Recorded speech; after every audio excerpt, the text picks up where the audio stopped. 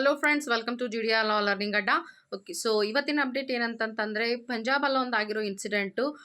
ಒಬ್ಬ ಅಡ್ವೊಕೇಟ್ ಅವರ ಕ್ಲೈಂಟ್ಗೆ MVC ಕೇಸಲ್ಲಿ ಕಂಪನ್ಸೇಷನ್ ಅವ್ರಿಗೆ 5 ಲಕ್ಷ ರೂಪಾಯಿ ಸಿಕ್ಕಿತ್ತು ಕ್ಲೈಂಟ್ಗೆ.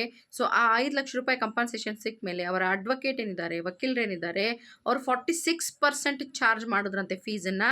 ಸೊ ಆ 46% ಚಾರ್ಜ್ ಮಾಡಿದ್ದು ಆ ವ್ಯಕ್ತಿಗೆ ಇಷ್ಟ ಆಗಲಿಲ್ಲ, ಕ್ಲೈಂಟ್ಗೆ ಇಷ್ಟ ಆಗಿಲ್ಲ. ಸೊ ಅವರು ಈ ಮ್ಯಾಟರನ್ನು ಪಂಜಾಬ್ ಹರಿಯಾಣ ಬಾರ್ ಕೌನ್ಸಿಲ್ಗೆ ತೊಗೊಂಡೋಗಿದ್ದಾರೆ. ಆ ಬಾರ್ ಕೌನ್ಸಿಲಲ್ಲಿ ಅದನ್ನು ವೆರಿಫೈ ಮಾಡಿ ವಕೀಲರದೇ ತಪ್ಪು ಅಂತ ಹೇಳಿ ಆ ವಕೀಲರಿಗೆ 5 ವರ್ಷ ಸಸ್ಪೆನ್ಷನನ್ನು ಕೊಟ್ಟರು.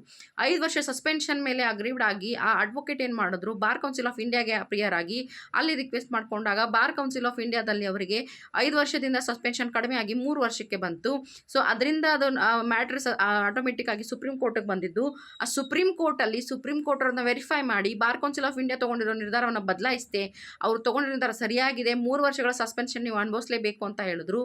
ಅದಲ್ಲದೆ ಈ ರೀತಿಯಾಗಿ ನೀವು ಚಾರ್ಜಸ್ನ ಕ್ಲೈಂಟ್ಗೆ ಹೇಳೋದು ತಪ್ಪಾಗುತ್ತೆ ಅಂತ ಕೂಡ ಸ್ಟೇಟ್ಮೆಂಟ್ ಕೊಟ್ಟಿದ್ದಾರೆ ಸುಪ್ರೀಂ ಕೋರ್ಟ್ ಅವರು. ಸೊ ಚಾರ್ಜಸ್ನ ನೋಡ್ಕೊಂಡು ಫ್ರೇಮ್ ಮಾಡಬೇಕಾಗುತ್ತೆ. ಎಷ್ಟು ನೀವು ಚಾರ್ಜ್ ಅವ್ರಿಗೆ ಕೇಳ್ತಾ ಇದ್ದೀರಿ, ಅವ್ರಿಗೆ ಎಷ್ಟು ಚಾರ್ಜಸ್ ಹಾಕ್ತಾ ಇದ್ದೀರಿ, ಆ ಕ್ಲೈಂಟದ್ದು ಏನು ಸ್ಥಿತಿ ಇದೆ ಅದನ್ನು ಕೂಡ ನೋಡಬೇಕಾಗುತ್ತೆ.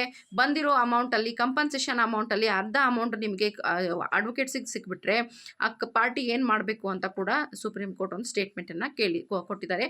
ಆ ಒಂದು ಅಡ್ವೊಕೇಟನ್ನು ಕ್ವಶನ್ ಮಾಡಿದ್ದಾರೆ. ಓಕೆ, ಸೊ ಈ ಕೇವಲ ಆ ಅಡ್ವೊಕೇಟಿಗೆ ಮಾತ್ರ ಸಂಬಂಧಪಟ್ಟಿರೋದಲ್ಲ, ಎಲ್ಲ ಅಡ್ವೊಕೇಟ್ ಫ್ರೆಂಡ್ಸ್ಗೂ ಕೂಡ ಸಂಬಂಧಪಟ್ಟಿರೋ ಅಂಥದ್ದು. ಸೊ ಯಾವಾಗಲೂ ಕ್ಲೈಂಟ್ಸ್ಗೆ ಚಾರ್ಜಸ್ ಹೇಳಬೇಕಾದ್ರೆ, ಫೀಸ್ ನೀವು ಹೇಳಬೇಕಾದ್ರೆ ಸೊ ಅದನ್ನು ನೋಡ್ಕೊಂಡು ಹೇಳಬೇಕಾಗುತ್ತೆ ಸ್ವಲ್ಪ.